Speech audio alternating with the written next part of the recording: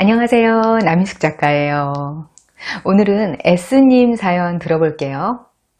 저는 30대 초반 공무원입니다. 급여는 많지 않아도 부모님이 경제적 여유가 있으시고 저에게 용돈도 따로 주셔서 부족함 없이 지내고 있습니다. 저는 어려서부터 부모님 말씀을 잘 듣는 아이였습니다. 무난하게 대학에 진학한 과정에서도 공무원이라는 직업을 택하고 무난하게 합격한 과정에서도 부모님의 권유와 지원이 있었습니다. 요즘은 부모님이 여러 인맥을 통해 소개해 주시는 좋은 조건의 남자분들을 만나 선을 보며 결혼을 준비하고 있습니다. 저는 부모님한테 불만이 없습니다. 부모님이 해주신 조언들은 항상 옳았고 거기에 따를 수 있었기에 부족함 없는 인생을 살아오고 있습니다. 그런데 요즘의 저는 행복하지 않습니다. 모든 조건으로 보면 행복하고 감사해야 하는데 제 마음이 그렇지 않습니다. 공무원이라는 직업도 재미가 없고 다른 일을 하고 싶습니다. 이대로 결혼해서 살아도 무슨 의미가 있을까? 이유 없이 마음이 공허합니다. 잠도 잘 못 자고 하루하루 아침에 눈을 뜨기가 싫습니다. 대체 제가 왜 이러는 걸까요? 주변 사람들한테 제 고민과 고통을 나눌 수 없습니다. 배부른 소리 한다는 핀잔만 들을 게 뻔하니까요. 저도 남도 이해할 수 없는 이 마음을 혹시 작가님은 아실까요? 저는 알 것 같아요.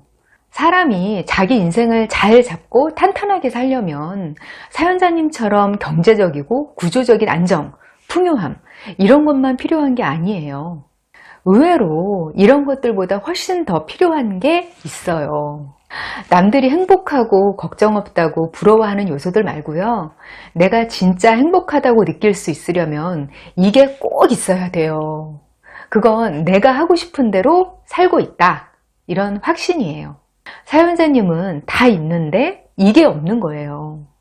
어떤 심리학자들이 아이들을 데리고 실험을 한 가지 했어요. 우선 아이들이 놀이방에서 마음껏 놀게 했어요.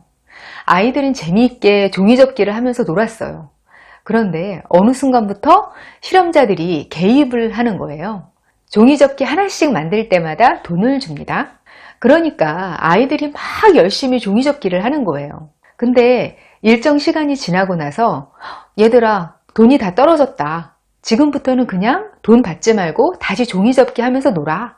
이러니까 애들 반응이 이런 거예요. 돈도 안 받는데 왜 만들어요? 안 해요. 아까까지만 해도 그냥 종이접기 하면서 신나게 놀았잖아요. 돈 안 받고도 재미있게 하던 건데 왜 갑자기 하기 싫어진 걸까요? 이건 원래 보상과 의지에 대한 실험인데요. 저는 이게 사연자님의 경우에 대입할 수 있는 일이라고 생각해요.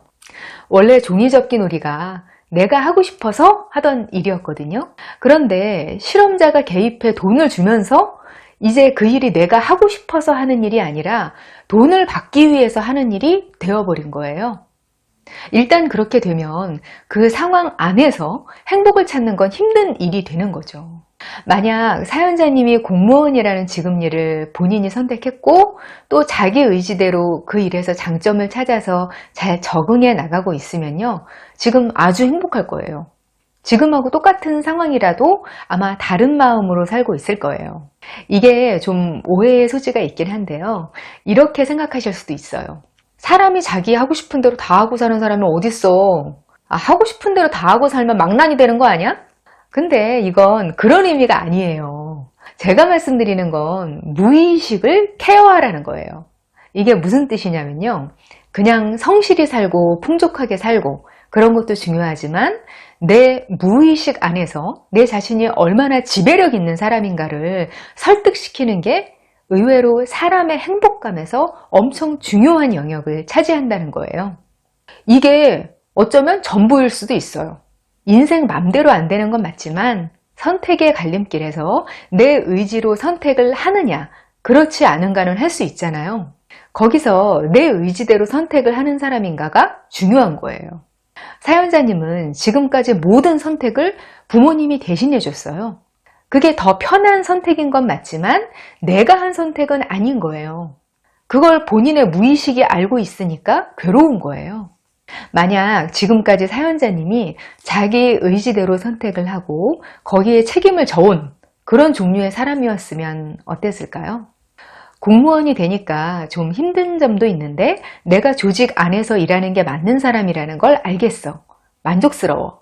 이렇거나 아니면 나 공무원 진짜 안 맞는 사람이네. 힘들게 됐지만 아무래도 안 되겠어. 다른 일 찾아봐야지. 결단을 내려야지. 이렇게 둘 중 하나의 태도로 살면서 좀 더 자기 의지에 맞게 살 수 있는 거예요. 이런 사람들이 행복하게 살아요. 여기서 행복하다는 게 꼭 나 지금 행복해. 이렇게 말한다는 뜻은 아니에요. 그렇게 사는 분들은 자기 삶에 대해서 이런 식으로 말해요. 이만하면 괜찮지. 나 잘 살고 있네? 앞으로 더 나아질 것 같아. 부모님이 설계해 준 대로 살면 이런 점이 참 난감해요. 부모님이 좋은 길을 제안해 줬어도 그게 내 선택이면 괜찮아요. 내가 나한테 좋은 길을 찾기 위해서 이것저것 알아보고 내 적성도 알아보고 했는데 부모님이 제안한 길이 제일 나은 것 같아. 이렇게 해서 내가 선택했으면 괜찮아요.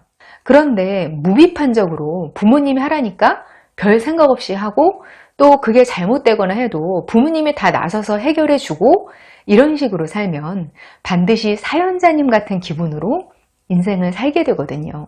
인생 초중반까지는 무난하게 남이 닦아준 길로 가긴 가는데 아주 작은 위기에도 취약하게 무너질 수 있어요. 이렇게 살면. 그리고 딱히 본인이 정의할 수 없는 그런 괴로움 속에서 살게 돼요. 이거 생각보다 환장할 일이거든요. 사연자님과 비슷한 또래인데 취업에 자꾸 실패해서 괴로워하는 분이 있다고 생각해 볼게요. 그분의 괴로움은 명분이 뚜렷해요. 눈에 보이는 실패를 하고 있으니까요. 이런 건 당연히 힘들지만 이런 종류의 고통은 취업을 하면 끝나요. 그런데 사연자님 같은 분들이 겪는 종류의 고통은요, 딱히 뭔가 잡히지 않는 안개 같은 괴로움이에요. 이게 무의식을 관리해주지 않아서 오는 그런 괴로움이거든요. 흔한 비유로 식물이 뿌리가 튼튼하지 않으면 땅 위의 부분을 어떻게 해줘도 안 되는 거잖아요. 내 삶을 내가 선택하고 책임지고 하는 과정을 통해서 내가 내 인생을 선택하고 내 마음대로 산다.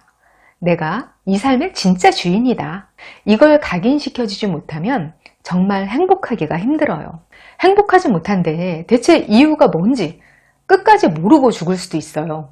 보통 얼굴에 그늘이 없고 나이 들어서도 세상 풍파 모르고 엄청 평화롭게 사는 그런 분들이 있어요. 그런 분들이 온실 속 화초처럼 아무 일 없이 살았을 것 같잖아요.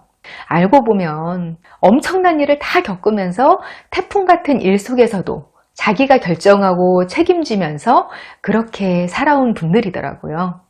그게 그렇게까지 어렵지는 않아요. 그냥 하겠다 하면 다 하게 돼 있고요. 좀 잘못돼도 생각보다 그렇게 큰일 안 나요. 부모님이 그 정도로 능력 있으시면 능력 있는 부모님이니까 그 말 다 들어야지 이렇게 생각할 게 아니라 내가 의지대로 선택해서 좀 잘못돼도 비빌 언덕이 있는 거구나. 이런 식으로 생각해야죠.